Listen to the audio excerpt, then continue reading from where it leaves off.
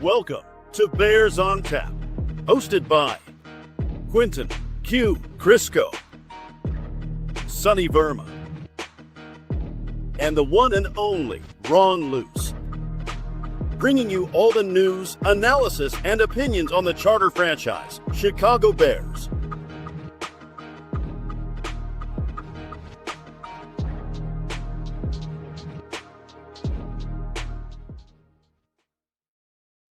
The Chicago Bears beat the New Orleans Saints 26-14 today, winning their fourth game in a row. That makes it the first time since 2018 that they have put together a 4-game winning streak, which says something. Says something about how bad they've been, but it also says something about how good they're looking right now, and that 4 in a row isn't nothing. But my name is Quinten Krzysko. I am joined by Ron Luce. We are Bears on Tap. Ron, how are you doing this evening? Q, I'm doing really well. We were talking before we got on these airwaves. I'm hoping for a Chicago sweep of the day, but the first leg of the day was a thing of beauty, Q. The Chicago Bears are 4-2, 4 straight wins, and Ron Luce hit a parlay today. So I'm doing great, man. How are you? I'm doing well. I'm a little slowed down. I was at a wedding last night, and did my part to make sure everyone got their money's worth of the open bar, and that made today a little rough viewing experience for me. But slow. They win, so that makes it a whole lot easier. It does. It makes it easier to stomach because could you imagine if it was bad football? Yeah. That it kind of was bad football. There were some stretches there, like coming out of the half, I was like, I don't know, this feels like it's turning. Should I just go back to bed? But no, it worked out. It worked out beautifully. And let's just talk through kind of how the game went. So as part of the wedding I went to, there was a brunch today afterwards, and the brunch didn't get over till I'm on the East Coast, so kickoff is 1 for me. Didn't get over till about 12:45-ish, and we had to run some errands. So I'm just listening on the radio in the car for the first 3 and out, and then the fumble recovery, and then the field goal, the first three drives there. But it between everything I didn't see the interception either. I only heard that, so I guess it was a little more than that. Basically, the start of the second quarter is where I picked up actually being able to watch it. Ron, what? I didn't even see a replay. What happened on that interception? Which one? The first one? Yeah, the Caleb interception. I'm sorry. Oh, the Caleb interception. It's funny, Q. You mentioned about how you consume the game action. I consumed the game action. I was home today. Dialed in, running the Bears on Tap account today. And I'll be honest with you, Q, I missed the interception because I was in the restroom. So I don't know, man. I'm learning about it just as you are, sir. It's I think it was the football god's way today, Q, of saying, Ron, you don't need to see that because you're going to see 4 more of them on the other side of the football. Bears doing a great job taking away 3 of them, 3 and a fumble. You love to see it, though, on the other side, Q. But, I think Caleb felt like he was kind of off the entire day as well. And he still made some good throws. They still, especially in the second half, they started to put together some big plays in the passing game. But it really felt like everything was just a little off here, a little off there. It's really easy to point to maybe, just Caleb didn't have a great day. But Q, I wonder, we know that field and that turf at Soldier Field, it has been sketchy over the years. Could a very drenched field have thrown off maybe grip to throw the ball because Caleb likes to move when he throws? I don't know, man. I don't know what it was. I think so. I was thinking about this throughout the game as well, especially after I heard Ben Johnson's post-game comments about why they deferred to start the game. Was not about wanting to receive the football by any means, but it was about which way they were going because of the wind. They wanted to control the way that they were going coming out of each half. So that was an interesting comment to me that made me think, okay, so there was a more like the wind was heavily in play too, which wasn't as evident on the broadcast, I didn't think. But when I was thinking about the wet field, and it did seem like throughout the second half as the sun came out and stuff really dried up, like the passing game did get a little easier, especially late in the second half. Now some of that is, New Orleans is geared up for the run, whatever that might be, but the thought crossed my mind of like, and I don't want to sit here and make excuses for Caleb either. Like that, it's very possible and likely that he was just off today. But I do think in an offense that relies so much on timing and precision, whether guys might not be hitting their spots as precisely on a soaked field, whether, Caleb's feet might be lagging a little bit because they just have to move a little slower. So he's not getting his feet into the position that he wants to, which has been, I'm sure, a coaching point for him that they're like, you want to throw this, you need your feet here. So I think that there's a lot at play within how the field ended up being for the start of that game to how they performed. Like they barely moved the football. Like first drive was 6 yards, second drive was 15 yards, third drive was 9 yards. And then finally in the second quarter, they start to open up with a 30-yard drive or 35-yard drive for a field goal, a 30-yard drive for a touchdown, and then a 55-yard drive for a touchdown. It's like they really had a tough time finding that footing, and were lucky enough to get some short fields to be able to put points in the board regardless. Yeah, and I think, again, that's a testament to the defense. Scott said it here in the comments. DA called his shot and predicted 4 turnovers, and they got it. Yeah, I think, I don't know if it was DA. I think it was Al Harris told Jason McKee that was going around a little bit earlier during the game that Al Harris said he was predicting 4 takeaways for the Bears defense today. And the Bears hit that number. And Q, to your point, I think especially when the weather comes into play with football, because it will from time to time. Mm-hmm. But really all the time, right? I mean, you want short fields for your offense as much as humanly possible. And the Bears were able to take advantage of it because of these takeaways. And who knows, maybe that was part of why Rattler looked so bad today too. I think some of those were just bad throws, but the deep ball that Byard picked off, maybe that sailed on him because of the wind. You never know. Maybe he's throwing to a spot that Rashid Shaheed usually gets to, but on a damp field is not at the same speed as he usually is. Right. So there's so many things that go into it. But again, you got to adjust and adapt, Q. And I don't know about you. I think the part of the game that I enjoyed the most was, especially in the second half, they did a good job running the football in the first half, but I think they really adjusted in the second half and found the bread and butter of what they felt was really going to work against the Saints defense. Q, I'm always in the mindset, right? Good football teams can lead at the half. Great football teams make adjustments and keep pushing the throttle forward into the second half. And that showed a difference in Bears culture, right? We've seen them have great first halves and piss it away in the second half. This was the type of game they came out and they said, all right, we saw what we saw on film throughout the course of the game. They're doing this, they're doing this, they're doing this. Here's what we're going to do. This, and this. Go execute. And they took advantage of it. Beautiful combo blocks from the offensive line all day, Q. Can't wait to go through those with you this week.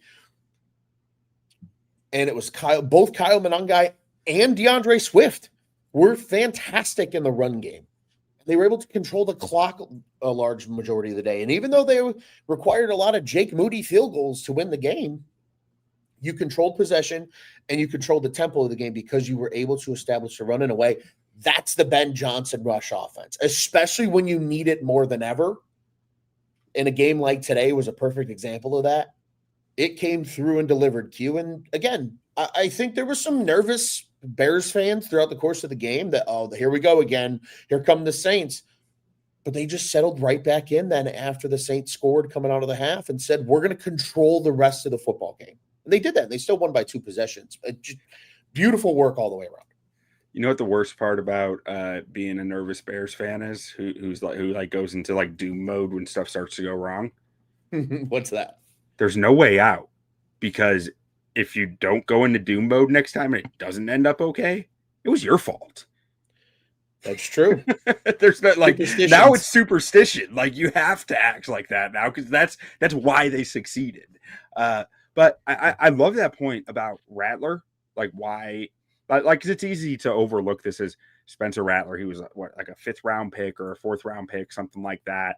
Late pick nonetheless. Yeah, 5th round pick, 2nd year guy. Like, yeah, he's going to throw interceptions, but not really.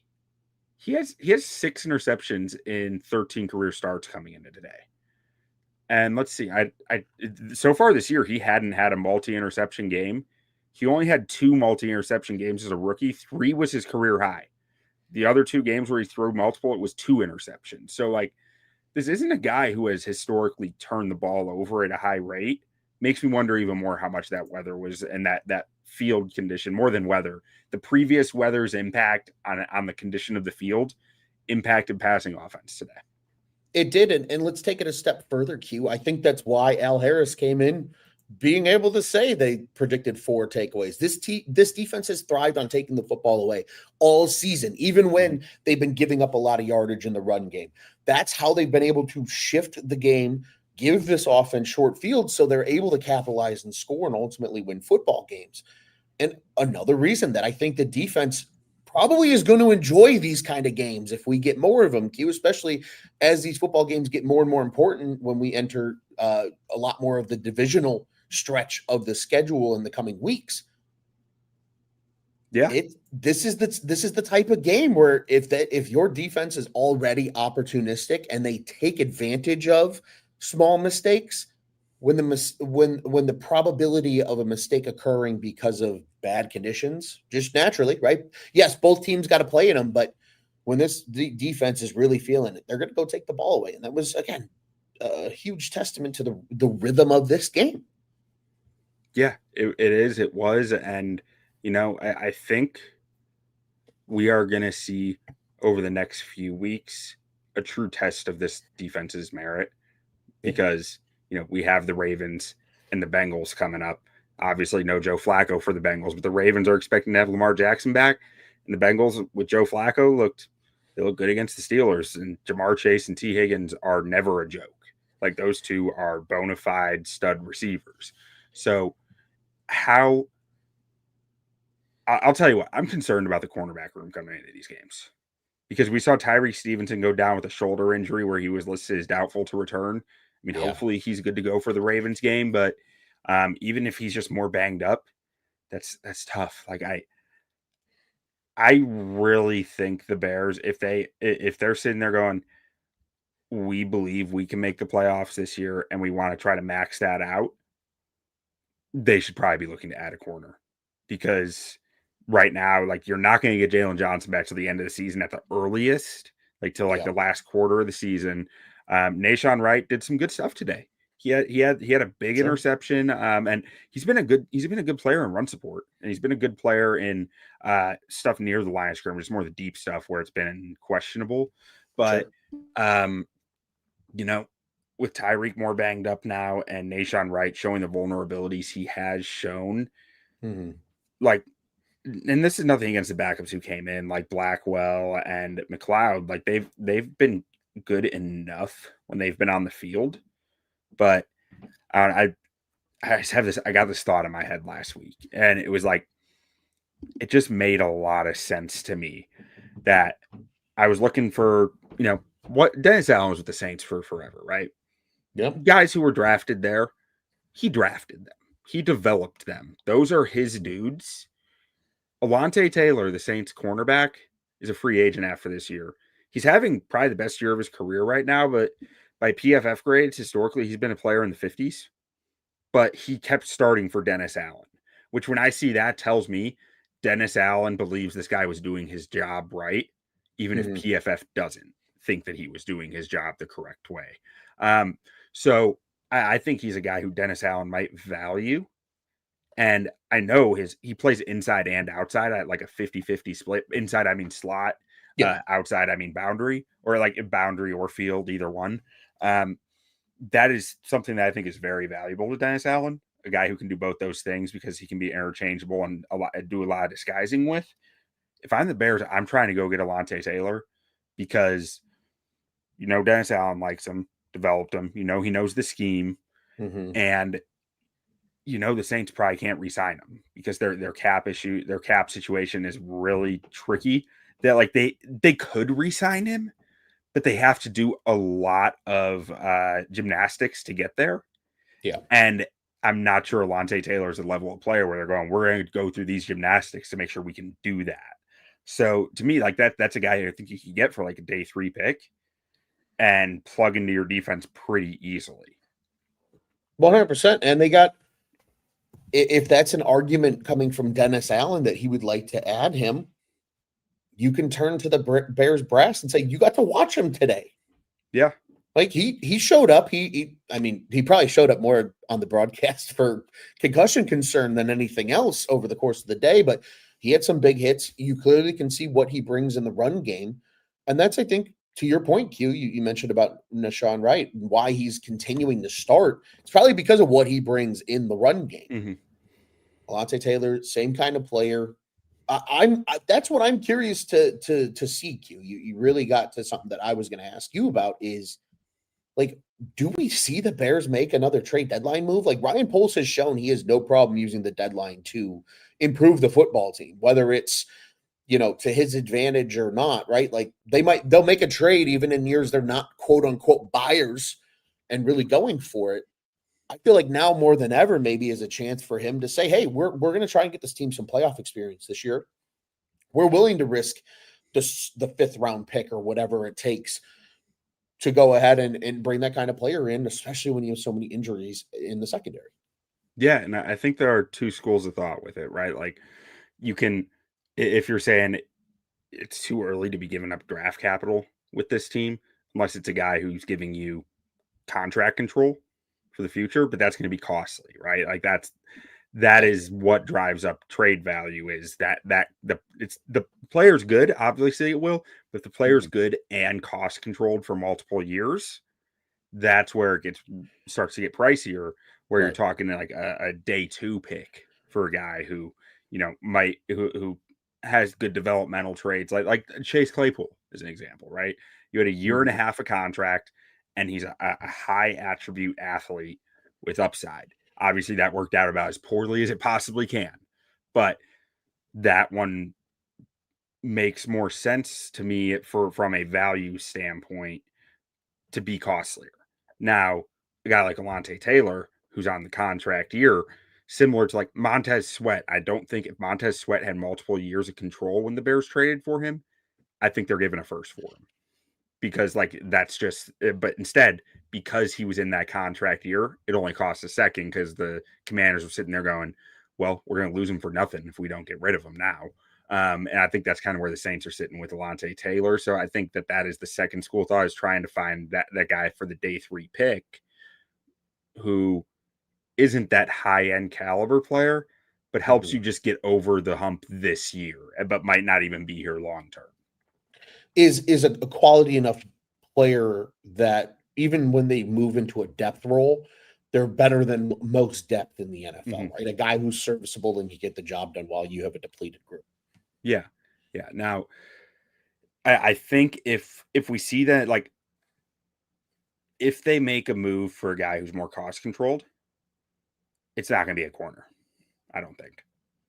Because you feel good about your 3 starting corners, right? Sure. Like so you're not going to give up real assets to go get a starting caliber cornerback who might not be starting in a year. Like that's if you're going to swing big, I think it's on an edge rusher or a defensive tackle. I would say left tackle, but they're not out there. Like good luck, type thing. But like edge rusher, guys like I'm thinking, I don't even know who I'd be thinking, honestly. Because defensive tackle, I feel like there's a few names out there. I know Jeffrey Simmons has been floated around. I think there was some stuff that came out today that was like, yeah, no, that's not happening. But I think there are a few teams around the league who might be willing to part with a defensive tackle. Edge rusher is, I don't know. I'd have to do more research. I'd have to look more into it at edge rusher. I'm sure there's some guys. Scott saying that Joe Flacco is going to be the reason the Bears can't get Trey Hendrickson. Trey Hendrickson's an edge rusher name who's been out there. Yeah. I think the Browns have some defensive tackles who they might be willing to part with. Like I think Sheldon Rankins is there, and if the Browns they don't seem to be going anywhere this year. Rankins played for Dennis Allen too in New Orleans, right? Yes, yeah, he did 100%.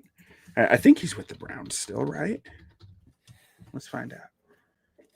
Oh no, I'm getting it mixed up. It's not Sheldon Rankins. Rankins is with the Texans. Who's the Browns defensive tackle I'm thinking about?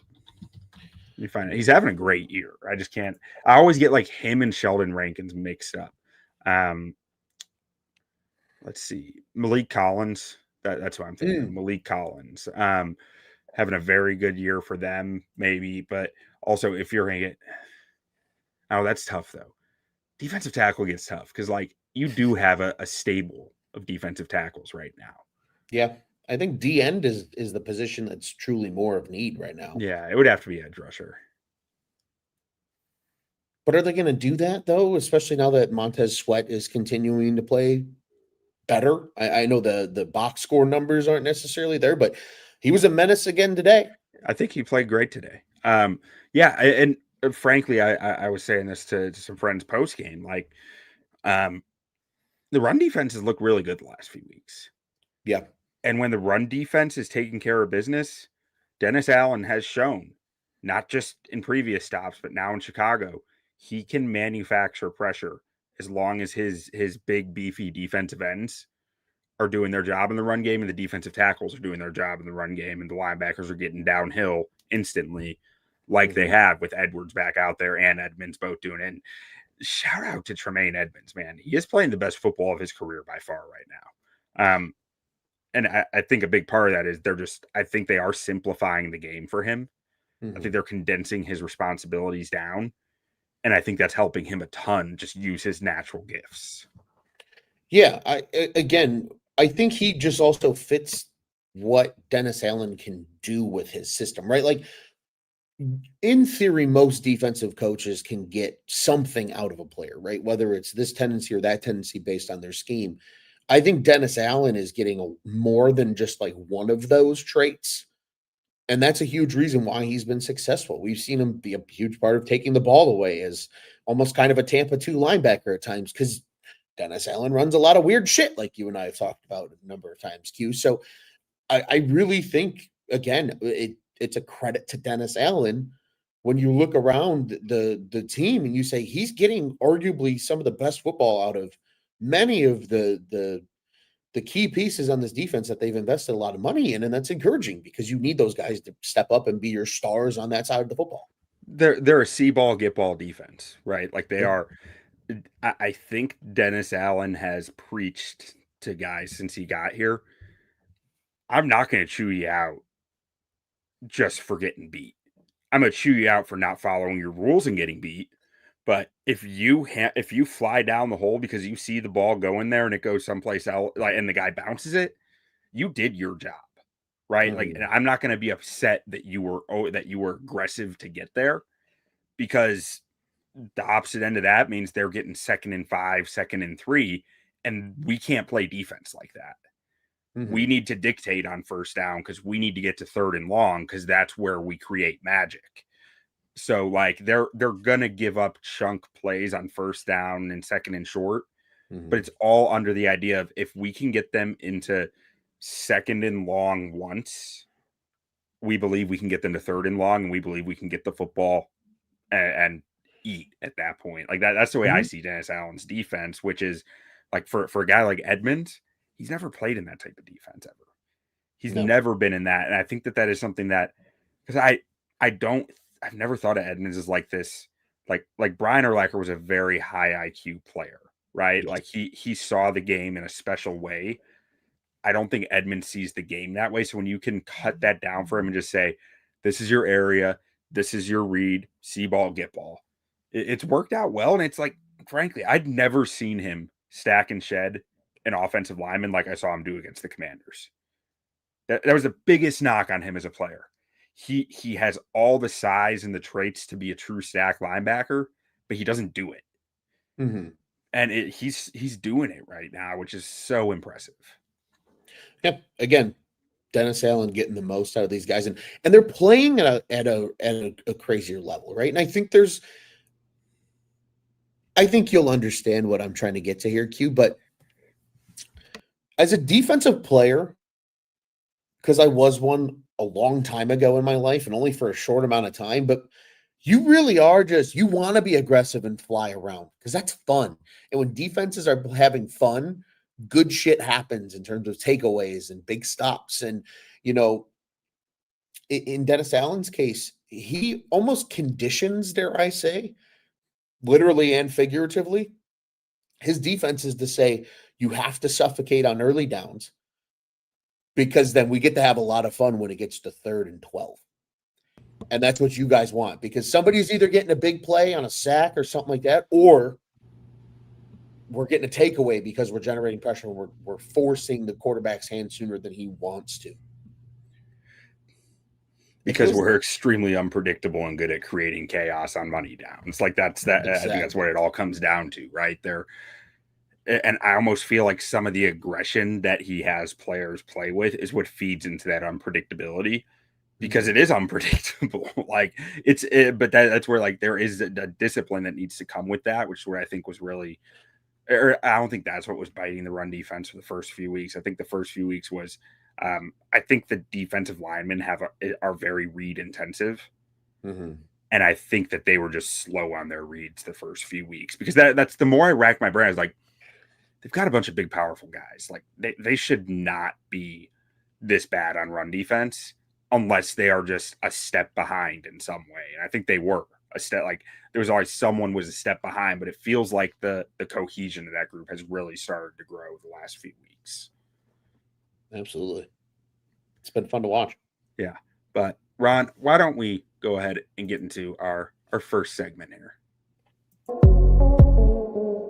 The baddest man. Ron, who was the baddest man for the Chicago Bears today? Man, my baddest man resides on the defensive side of the football. Kevin Byard's still getting it done, man. That's a bad dude. And when he gets to play that true center field free safety, that's where he thrives. That's what this guy's done his whole career. He's been a ball hawk. He's been a takeaway machine. And that type of player thrives in the Dennis Allen system. And he's thriving right now. What are we up to now? 5 picks on the season for Kevin Byard? Is it 5 or is it 4? Maybe it's 4. Because he only had 1 today. Oh, he only had 1 today. He had the almost one that Nashawn Wright knocked out of his hands. That's what it was. Nonetheless, 4 interceptions, and we're only 7 of 18 weeks into the season. I mean, this is Kevin Byard, who's been in the league for forever, and he looks like the Pro Bowl young version of himself. That's a bad dude. He continues to play a really good center field for this Bears defense, and I think he's a piece of leadership that this group really leans on right now. Yeah, so I mean, that's my baddest man. I am very, very happy to say I was wrong. I was worried about Byard coming into this year. I thought that he lost a step last year, and that there was real concern about him going forward. And he's just proving that wrong right now. He is playing great football, and I do wonder if some of today's did come from like a leveled playing field from the surface being kind of like forcing guys to be slower.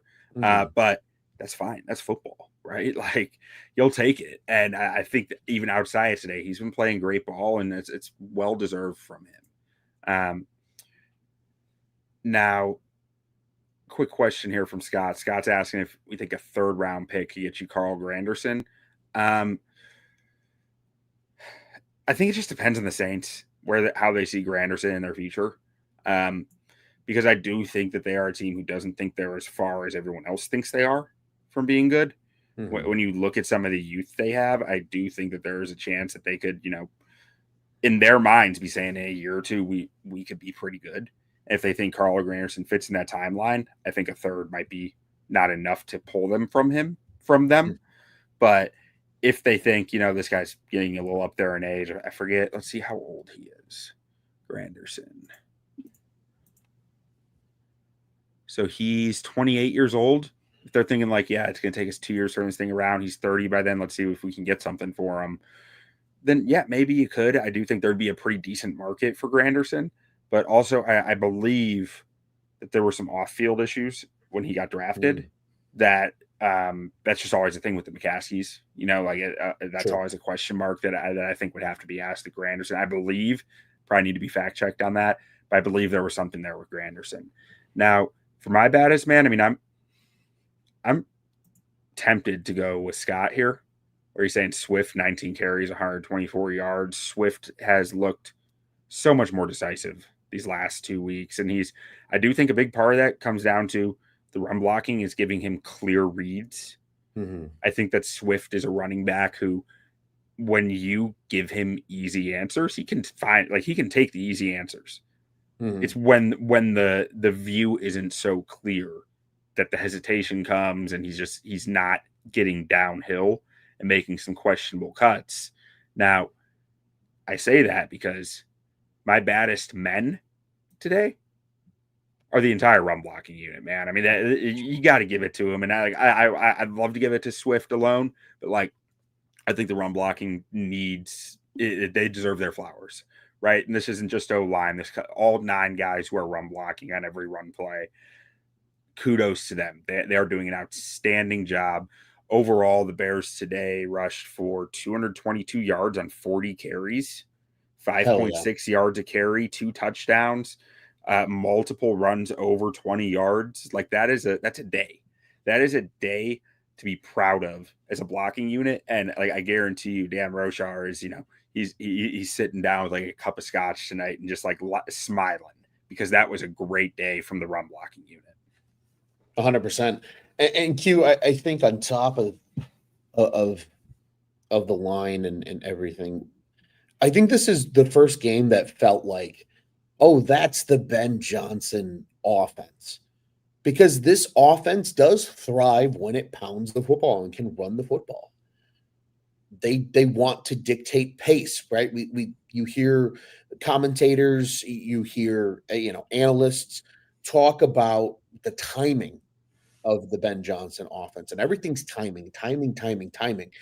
And that timing includes controlling possession and pounding the rock. And when you can get those chunk plays, it should open up those big fancy plays that everybody thinks of when they think of the Ben Johnson offense in the passing game. But this is the true Ben Johnson ground and pound. And it's, in my opinion, Q, the first marquee Ben Johnson win, because we notoriously saw David Montgomery and Jahmyr Gibbs both eat numerous times in the same game and we'll call it fantasy worthy for those at home that play fantasy football and exclusively think of stats in that window. This was the first day that we could say that about 2 Bears running backs. I know I have Monangai in a fantasy league. He had 17 points today. It was awesome. And then you had another 23 from Swift. That's a marquee Ben Johnson day, man. So I agree with you. I think giving it to the entire run blocking unit is proper because that's Ben Johnson football. And we got, I think, the best version of it so far here today. All right, let's get to our next segment here. The nicest man.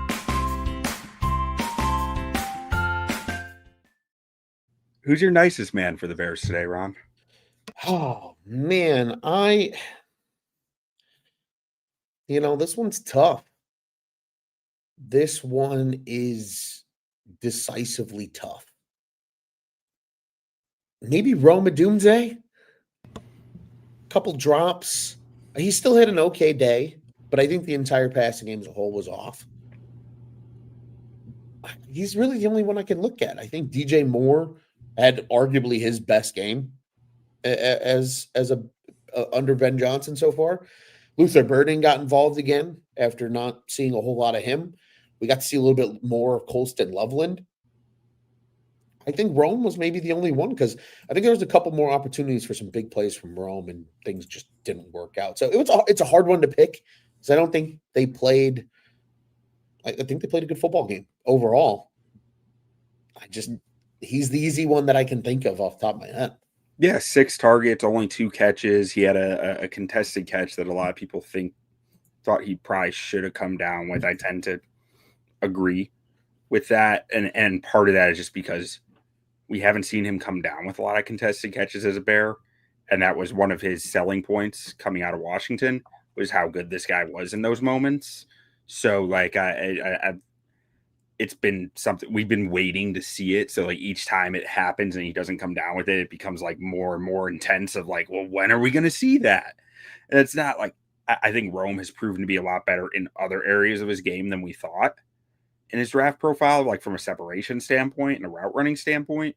But the contested catches were one of the things that, we thought we'd see a lot more of, and we haven't. So like, I think that's a fair one, because ultimately that's what it comes down to for me as to why I would pick him there. Yep. Now, for me, I mean, I agree with you. It's hard to pick anyone too much aside from, to me, one guy. And Caleb didn't have a good day. He did not have a good day. You could also question Drew Dahlman here. But ultimately, I think those issues with Drew Dahlman came down to cadence variance and some consistency in the way that they were calling stuff at the line of scrimmage. So to me, that lands on Caleb. And, Dahlman and him need to figure that out in conjunction with each other. But at the same time, the QB will be the first. Caleb was the first one to tell you, at the end of the day, that falls on me in his post-game press conference. So we got to take his word for it. It falls on him. That was that cost them 2 red zone trips today. Yeah. Nearly cost them points in one of them. 100%. If you turn those threes, which again, to your point, they were lucky to get both of those to be 3 points. But if you turn those into 7, we're sitting here talking about a 3 to 4 possession win. Mm-hmm. Instead, you let them kind of hang around. And you're right. It does fall on Caleb. Quarterback is the hardest position in football for a reason, man, because you're asked to do the most. And that's going to be part of this. Obviously, it's great having the support of the supportive pieces that the Bears do, especially the run game, are one of our baddest men of the game. But it's really, really, really tough when, Caleb is off, and the rhythm of the offense, again, that predicates on timing. You got that. You got the cadence. So I agree with you. I don't think there's a bad decision in picking Caleb. Q, I will ask you this. Did you see that some people at Soldier Field were saying that the north end zone got really loud on that 4th down, and they think that Dahlman's timing issue could be that he couldn't hear the cadence? Come on, Bears fans. We got to be better than that. Yeah, you got to be aware of it, but also, I mean, I hate to excuse what happened because of the fans being loud. Like, agreed. It doesn't happen on the road. No. And they have other solutions for it on the road, but still, it's, I don't know. It always feels, yes, you don't want your fans to get loud at home in those situations, and the fans should know that. But at the same time, come on, the fans still got to execute. The fans didn't do it. The players did it. So I agree. It's kind of you get paid a lot of money. Let's make sure we execute it right. I had to ruffle a few feathers, Q. Yeah, ruffling some feathers. Now let's comment from Scott here. Whoever was covering Olave the last drive of the first half and the first drive of the second half. Yeah, Olave went off. I was going up against him in one fantasy league, and he went from 2 points to 20 in a matter of 2 minutes. It was brutal. But yeah, that's I don't know who was covering him. I believe one of those big catches came on Tyreek. I'm not sure if he was already hurt at that point. Because I think that was right. Pretty soon after that was when he left the game. But yeah, and I mean, honestly, Tyreek, he got beat on that throw, but you know what? I applaud him, making the tackle. That was a tough tackle, and he recovered and he made it. So that is a tough thing to do against a guy with the speed of Olave. So I'm not going to rip him too much on that, because like I said earlier, Dennis Allen's defense is saying, see ball, get ball. I'm not going to torch you for getting beat. because I want you playing free and aggressive. And I think that's what, like, that happens. We saw it happen constantly in New Orleans when Dennis Allen was there. They'd get ripped for big plays sometimes. And the hope is that the good from it outweighs the bad. And so far for the Bears, it largely has. Yeah, well said. All right, let's get to our next segment here. Keys to victory.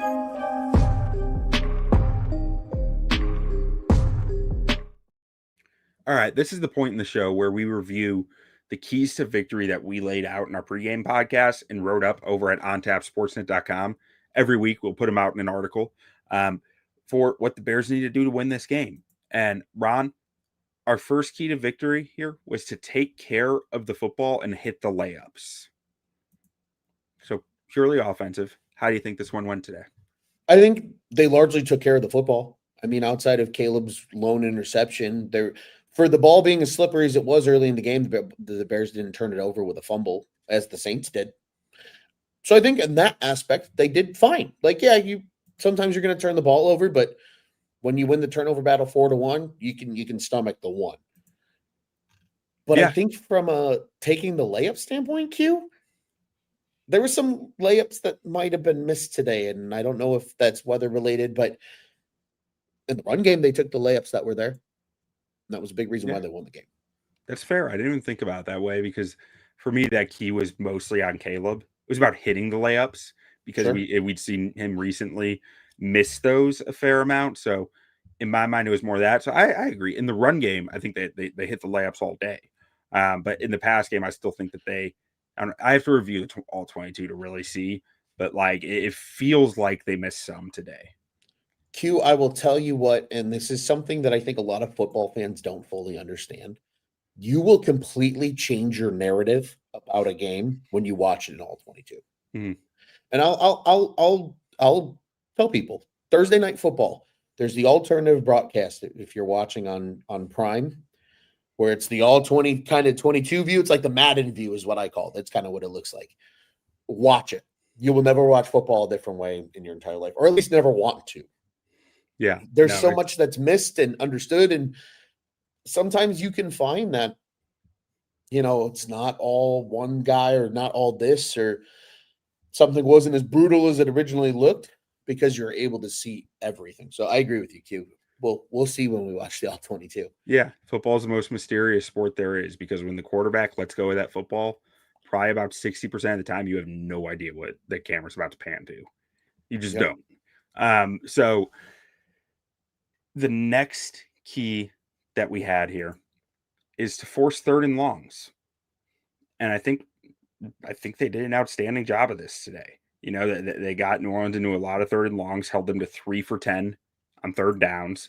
They did a lot to win early downs and create those uncomfortable situations for New Orleans, which is, I don't know, it's kind of a cop out of a key to victory. It's like, well, yeah, no shit. Like, of course, you force third and long, you're gonna have a lot better chance of winning. But like, I feel like it's a very strongly stated thing for the Bears defense. Whereas, like, if we look at like the Matt Eberflus defense, I don't think that was as strongly stated. Sure, they wanted to win the early downs, but they weren't willing to risk other things to dominate early downs in stretches, I guess. Well, they're willing to give more to take more.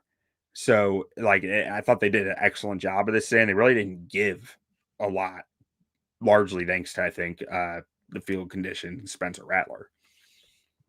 Yeah, they were stingy, and it was incredibly important over the course of a really ugly playing surface. And again, they continue to be opportunistic, and they have to be stingy and like I said, kind of suffocate the offense into making mistakes and taking the football away. Yeah, and then our final key to the game was to finish in the red zone. Ron, how do you think this one went? This one gets a big thumbs down, Q, from me. Trust me, I know. I got to partake in take in a football game on Saturday, a collegiate football game that also had a lot of missed trips to the red zone without points. And it's frustrating, man. It's really frustrating for a team when you get down into the red zone and you can't punch it in. and you routinely find yourself either kicking field goals or not even scoring at times, I don't think they did a great job, Q. The threes helped, certainly. But this game could have been a far bigger blowout if the Bears were able to just capitalize on those red zone opportunities. They had no problem getting down there. They were able to drive the football.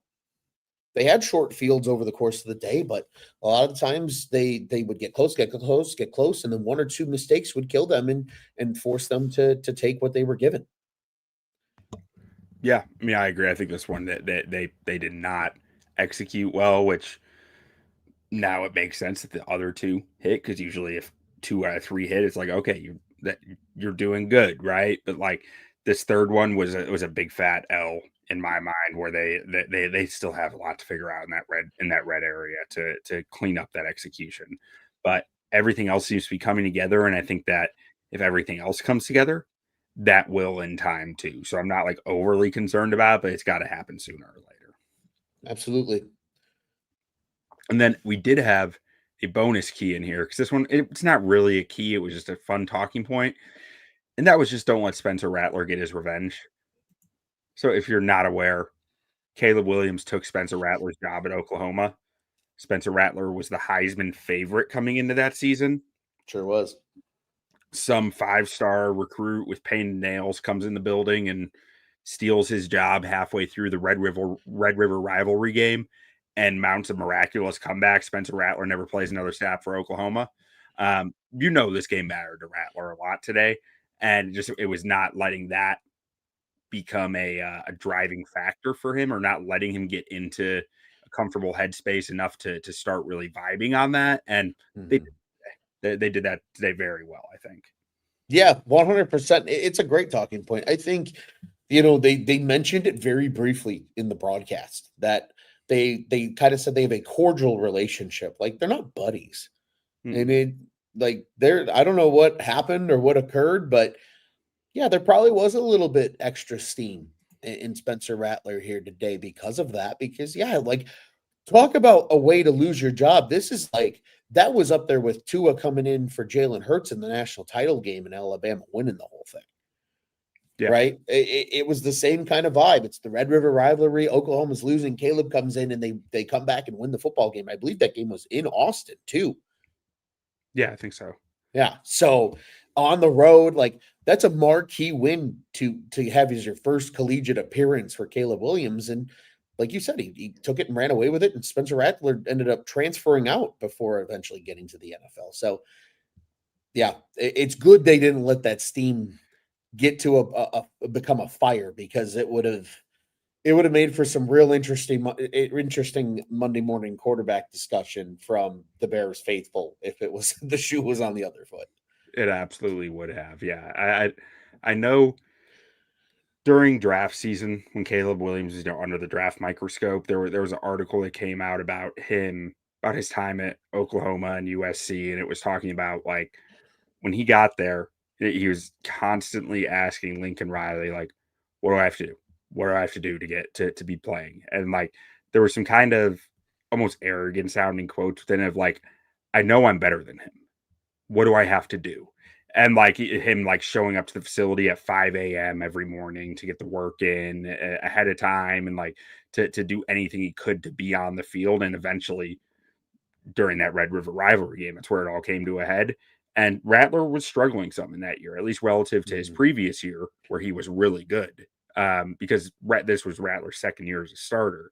So like, I'm just thinking from the Rattler's standpoint, that all has to sting a little, of like, this kid came in there saying like, I'm better than you and I know it, like, and then he did exactly what he said he was gonna do, like that. So there was some arrogance within there from Caleb, and I'm generally I like a little arrogance in star players. I think that he's been punched in the mouth a few times in the NFL now and realizes that he can't quite act like that at this level, but like, I think that there is, like, with greatness comes some arrogance like that. Yeah. I'll tell you what, you don't get onto the field and back it up unless you're a little arrogant. But at the same time, the arrogance, I think, would be more of a concern if he didn't back it up. And Mm-hmm. hey, if you're going to talk your shit, you better walk the walk. And he did into a starting job. And again, forced Rattler to transfer. So Now, crazy Ron, stuff, man. I didn't discuss this with you in pre-show, but I want to do one extra segment here that I'm just going to toss in, and I'll take the lead. I'll go first so you have some time to think it through. Let's do it. All right. Bears hot takes. All right. So now we are giving a Chicago Bears hot take to walk away from this show from. And my hot take is that this game the Bears are coming into this week, one of the most important of the season from a perception standpoint. You have Caleb Williams facing off with the two-time MVP, Lamar Jackson, in Baltimore. Baltimore coming off a bye week. And you have Ben Johnson facing off with John Harbaugh, one of the better coaches of the last decade, coming off a bye. A desperate Ravens team at 1-5, and a defense that has largely been prime for the pickings, right? Like, they are injured, they are hurt. Roquan Smith's been out. Nnamdi Madubuike is done for the season. Their run defense has tanked since then. Like, if the Bears are not able to get their offense right in this game, that's going to be a giant media red flag. So that makes this game very, very important for the Bears' perception the rest of the season. In my mind, you're going to have a lot of eyes on this game. It's noon Sunday game. It's not like it's prime time or anything, but the Bears need to be on top of everything they possibly can for this one, because people just want to watch Lamar Jackson play. So you're going to get eyes on this from that alone. AFC North is always a gauntlet, and this Ravens team, I guarantee you, they still believe they can make the playoffs even though they're 1-5. As long as they got Lamar Jackson, they believe they can do anything. So they're going to come into this game hot, heated. The Bears need to make this a good game at the very least to be considered a high-end team the rest of the way. It's a huge spot. So that's my hot take for the week. I think that's a great hot take, Q. Just something little tidbit to add there for you. Yeah, they have a hell of an opportunity here. The Bears were 4-2 last year too. Let's not forget. So I think there's still a little bit of the negativity that creeps in everybody's head. And again, you look at a game that, to your point, wasn't like last year where it was in prime time and on the national stage and an awful ending and kind of felt like the beginning of the end when you look in hindsight. But this is certainly the type of game where the last 4 wins might feel a little sour if things don't go well. This is also the type of game, Q, to your point, where there's still going to be a lot of eyes on it. I just looked it up here, Q, for next week. The CBS early slot, there's only 3 games for CBS in the early slot next week because they have the 2 late game slots. Fox has 5 games competing against each other. It's Chicago, Baltimore, Miami, Atlanta, and New York and Cincinnati, and that being the Jets. This game's going to be on in most of the country on CBS in that early slot.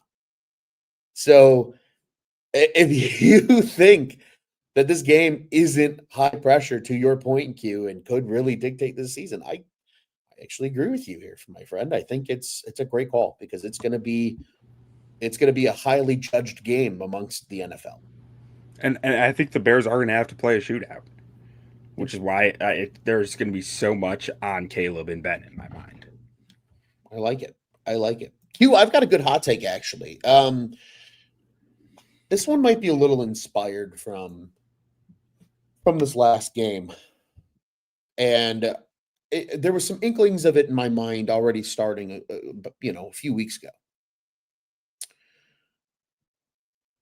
Kyle Monangai is starting to get, for you fantasy sickos out there that play fantasy football, dangerously close to David Montgomery territory if we're comparing this to the Lions situation under Ben Johnson, where both he and DeAndre Swift can thrive. We saw it today. When this run game's going, you got a fresh back in there who's hitting that hole fast and making those big chunk runs really beat down a defense. I think Ben Johnson's fully committed to that.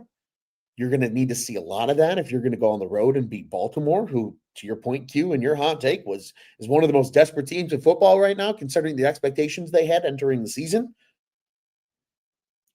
they're going to need to come out and run the absolute piss out of that football. And it's going to take Kyle Monangai getting into that reliable territory. You and I talked about it, Q, one of the last times we were on the mic, his growth over the course of the season. I think we're starting to see now that they can rely on him a little bit more. And it's starting to continue building that run game. And I think it's going to continue building it because if this Bears team is going to go far, that's going to be their bread and butter.